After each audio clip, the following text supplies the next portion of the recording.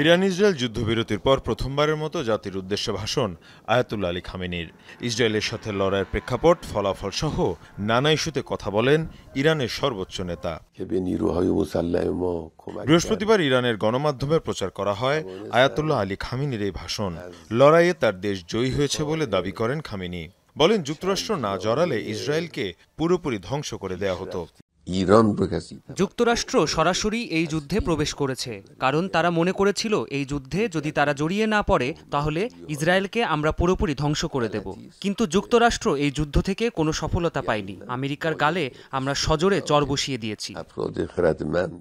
এ সময় ইরানের সর্বোচ্চ নেতা বলেন, ইরানের পরমাণু কেন্দ্রে হামলা চালিয়ে ব্যর্থ হয়েছে ইসরায়েল। যুক্তরাষ্ট্র পরমাণু কেন্দ্র নয়, বরং ইরানকে আত্মসমর্পণ করানোই লক্ষ্য ছিল।